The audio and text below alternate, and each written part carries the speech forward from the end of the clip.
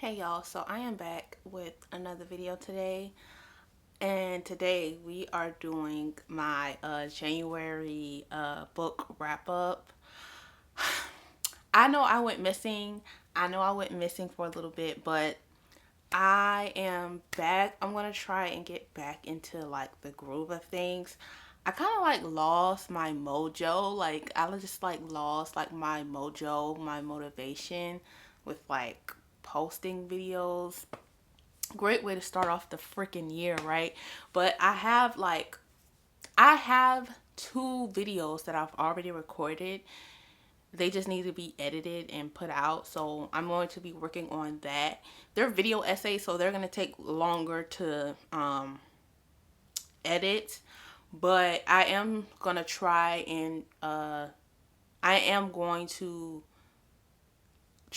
and do my best with creating and editing. I hate editing, but I need to get back into the groove of things so I can get my motivation and my mojo back, because like I literally just lost all of it. Like I just did with these past couple of weeks. I don't know what happened. Like I just haven't been feeling it, and I like want to get back into it because I really like posting, but like I don't know, I just got unmotivated. But I'm going to try and get back into the groove of things because I have a lot of videos that I want to post this month. I have a lot of video ideas that I need to get out. So yeah.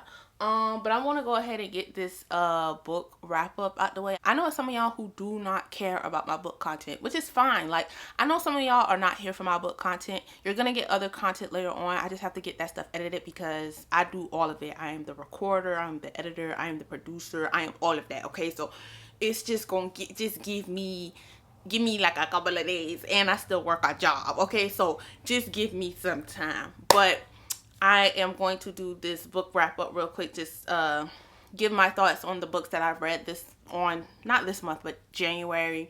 And yeah, so that's just a little update. We could go ahead and get into the wrap up. First book that I read this year, Deadly Inside Scoop by Abby Collette. I think that's how you pronounce her last name. Um, this is a cozy mystery, and this book is basically about this girl named Bronwyn, and she runs the family business, and the family business is a ice cream company. I think that is located in, where is it located? Ohio. And it's winter time, and they're trying to sell ice cream because during the summertime they had to do some renovations on the building. But apparently there is this guy that is a family rival. He has done some things to he's done some shisty business things towards her Bronwyn's family. She did not know about him, but they knew about him and didn't tell her because she's the baby of the family or whatever. You know how that goes. So basically she found the man in the snow, and he was dead. So she ended up finding him, and basically there's an ongoing investigation as to who killed him. And they are investigating that possibly her dad had something to do with it because he is a doctor, and he works with certain I want to say certain, chemicals and things of that nature that can possibly kill someone. I'm trying not to tell the book. But I did not finish this book. This book was a DNF. The first book that I read this year was a DNF. DNF. And I wish I do have nice things. Okay, let me just start off with the nice things to say, because I have more negative than nice things to say about this book.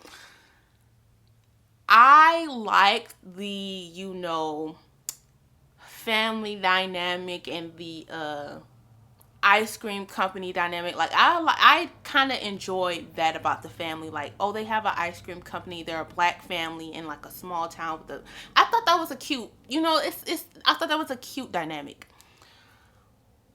This book was so unserious. Like, I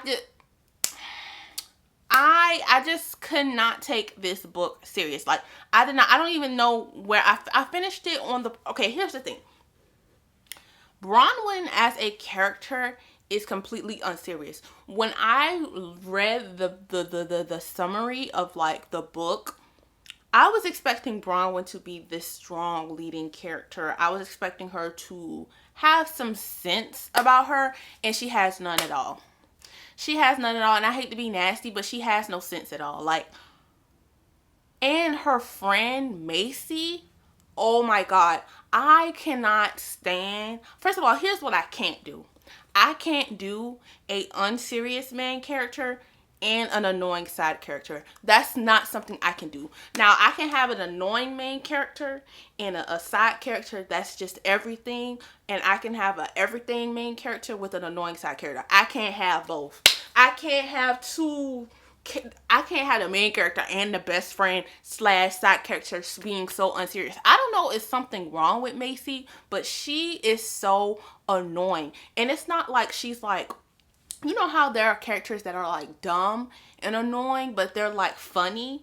She wasn't even funny. She was just dumb.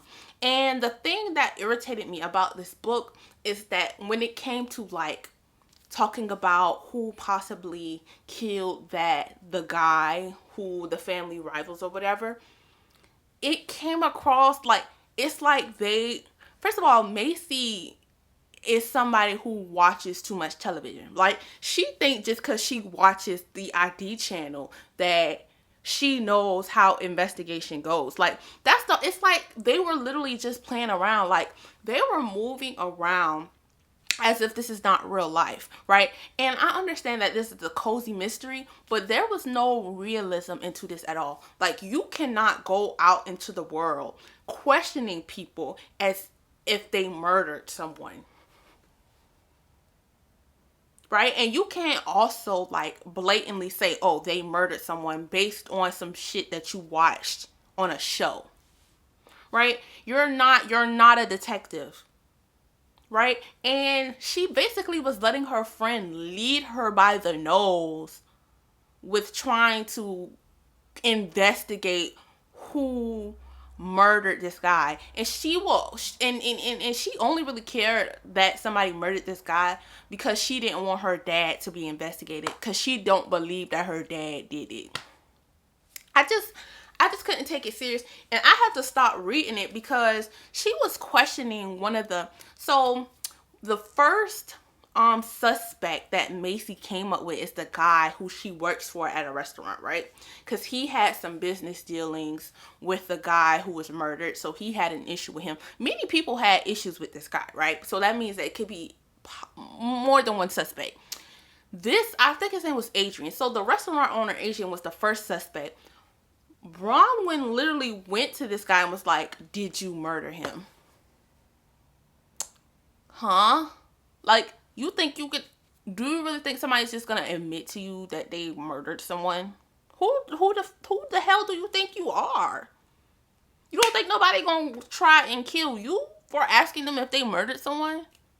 And you don't even have evidence to even try and factor in if somebody, like, it's just completely unserious. And it was annoying me because she kept asking him, like, first of all, he ain't even owe her ass no fucking explanation because she ain't no police officer. But she kept asking and he kept saying, like, no. And it was just like, that interaction was pissing me off, and I just closed the fucking book. I just closed the book because what is going on here? Like, no. It's just a hard no for me. Her friend was barely even helping her. Like, she was just being annoying. Like, her friend was so annoying to me. Like she has this childlike, I don't know, like, it's just completely annoying to me. Like, she had this childlike energy about her. It's like,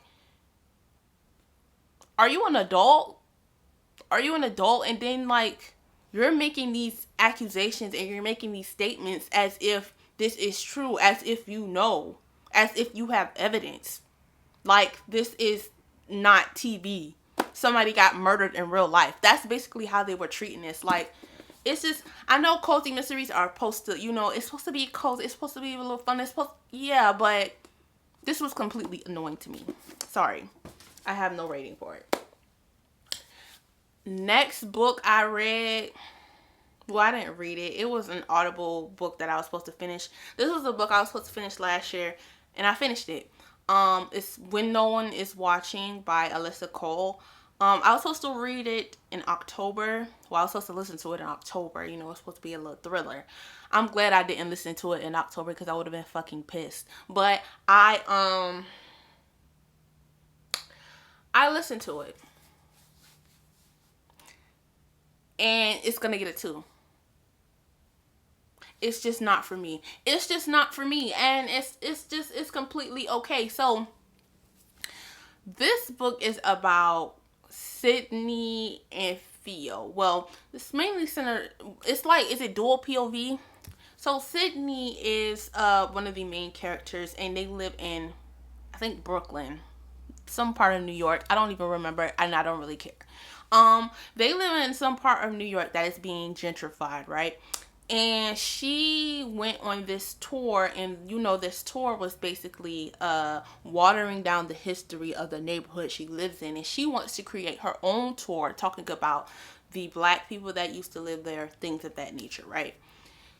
And she ended up meeting Theo because he was at one of the meetings, and he's this white guy who lives with his wife, girlfriend, whatever. They're separated, but they still live with each other, whatever. And he ended up being like, he wants to help her with the project or whatever, and so on and so forth.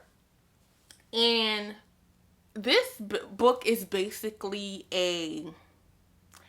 this is somebody using gentrification and having a spin on it with Get Out, right? Y'all know the movie by Jordan Peele. It kind of has a Get Out spin on it, along with the gentrification added elements into it. I'm not gonna go too deep into it because it's really, this was not a thriller. This was not a thriller. When I read the summary of the book, I thought this book was going to be people who have passed on, who used to live in those homes, like black people who have passed on, who used to live in those homes. I thought they were going to be like spirits, you know, doing certain things in the homes, doing certain things to the people. That is what I thought When No One Is Watching was going to be, and it wasn't that. And don't expect this book to be a thriller. First of all, this book was actually confused as to what it wanted to be, because I was waiting for the thrill. The thrill did not happen until like the last 45 minutes to 30 minutes of the book. To be honest with y'all, I was honestly about to DNF that book, but since it was a thriller, I kept like, you know how it's suspenseful and you're like, okay, when is the thrill's gonna happen? Okay, I'm gonna wait 10 more pages. When it's gonna happen? You know, when is some things are gonna happen? I'm gonna wait 10 more pages. I'm gonna wait 10 more pages. And then when I was like, it's like, well, shoot, I might as well finish it. You know what I mean? Like, it's 30, 45 minutes left. It's an hour left now. You might as well just finish it. That's kind of how I felt about it, because I was like, okay, well, you know, let me wait. Something gonna happen. You know, something gonna happen. Where's the climax gonna happen? When is something gonna happen? You know, I was like constantly waiting to see when, you know, the thrill, or like when something was actually going to happen, besides people in the town being racist and nasty. You know what I mean? Like, I was waiting for the actual thrill. But yeah, I really was about to DNF. But then I was like, let me just give it a chance. Let me just wait and see when the thrill is going to happen. Because I was kind of engaged with the story, because I wanted to know what was going to happen and what was actually going on throughout the neighborhood. But like, it wasn't really making sense to me. To the audio, this was not a thriller. Sydney and Theo's little romance made me want to vomit. I don't know what else I'm supposed to say about that. It made me want to vomit. It didn't. I I don't know what that was. I don't know if I was supposed to feel some way about it. They could have just been friends. I don't like forced romance. Like, some people think because there's a man and a female protagonist in both protagonists in books that they have to have romance. And I'm here to tell you that not all, they don't need to have romance. They did not need to have a romance. That did not need to happen. Like, it was honestly so confusing. Like, this book was written off to me to be a thriller or whatever. It missed the thrill. This was actually more so of a mystery than a thriller, because this book was presented as if it was a thriller, and it's not. If anything, it's a mystery. Yeah, I did like its take on gentrification.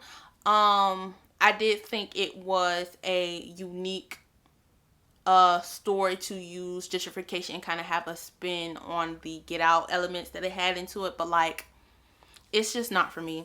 So it's gonna get a 2. I heard that Alyssa Cole is a romance novelist, and this was her first, thriller, mystery, or whatever. So maybe I'll check out some of her romance, books, but this was just not for me.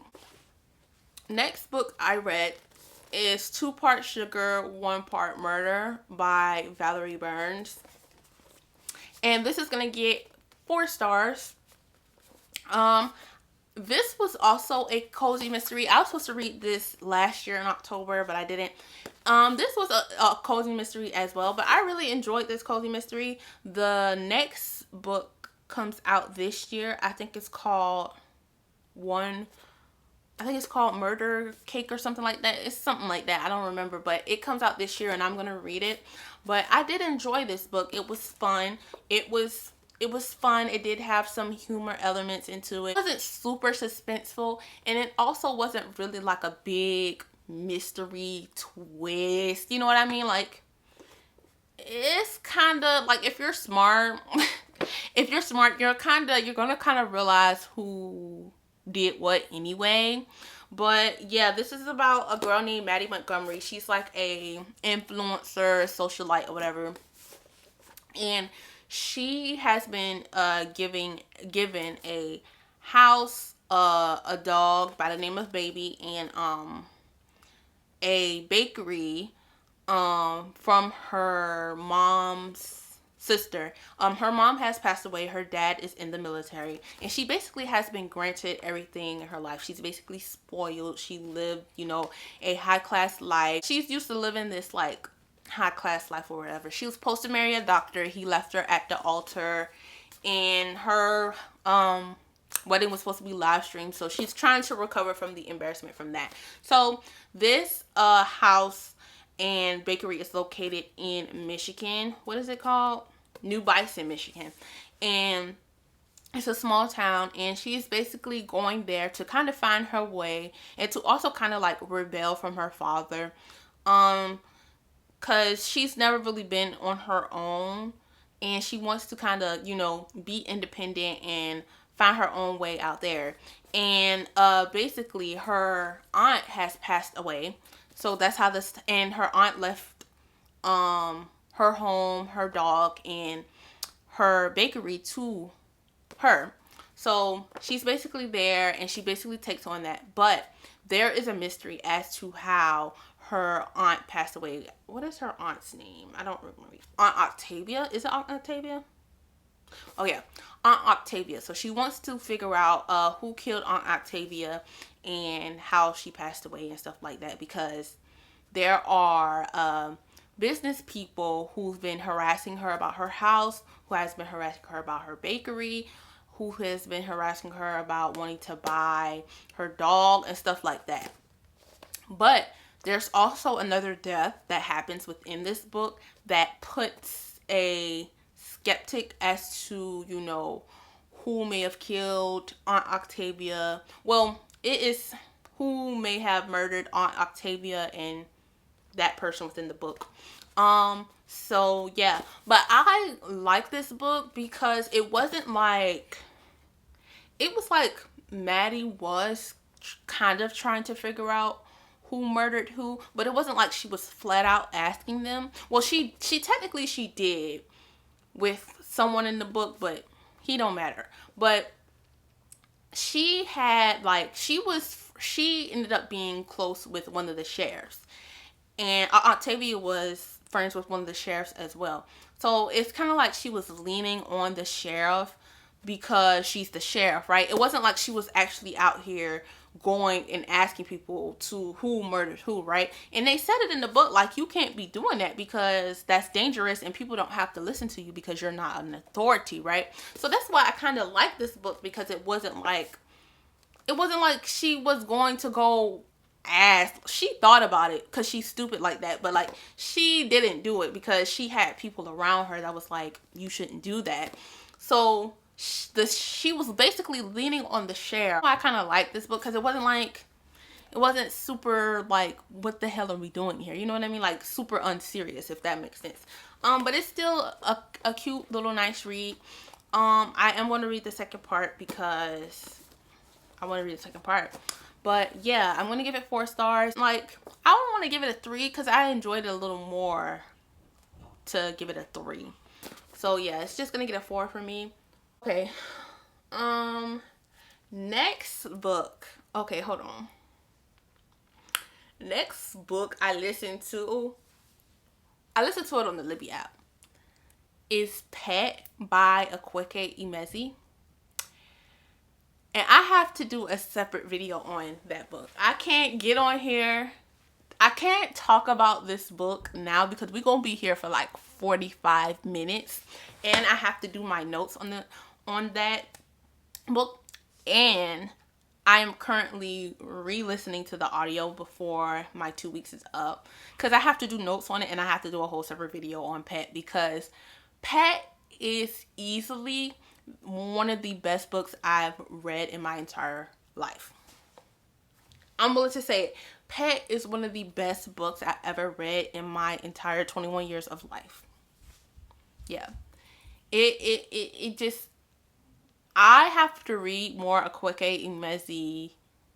Like, I have to read more of their work because Pet was just so amazing. Like, I expected Pet to be, you know, this quick little read, you know, something I can just quickly listen to on my little 7.5 hour, you know, work shift.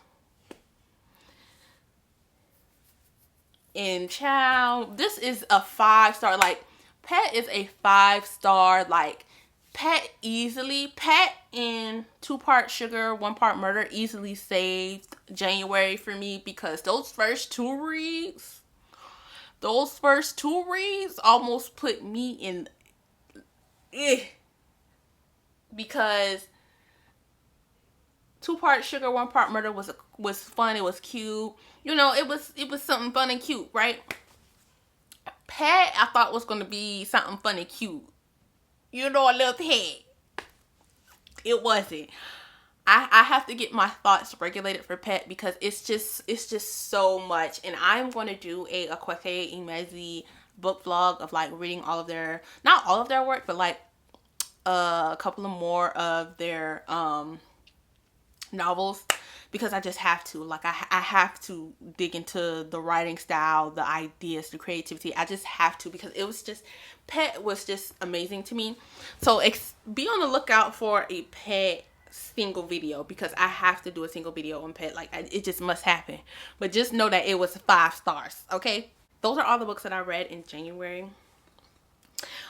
This upcoming February, we are doing Black Romance month, period. I already read a whole lot of black authors, books by black authors. So Black Romance, you know, it's Valentine's month, and then it's Black History Month, so we just gotta make it Black Romance month, period. So I'm gonna read like a whole bunch of Black Romance books, and I'm gonna make it a vlog, and it's gonna be fun. So be on the lookout for that. I'm waiting on some of my Libby audiobooks to be delivered to me so I can start filming for that. But yeah, Tell me what you read in January. If you read anything, if you read any of the books that I talked about, please comment down below so we can talk about it. Is there any books that you're looking forward to this upcoming month to reading to? Like, let's talk, let's chat, and yeah, I will see you guys in my next video. Bye.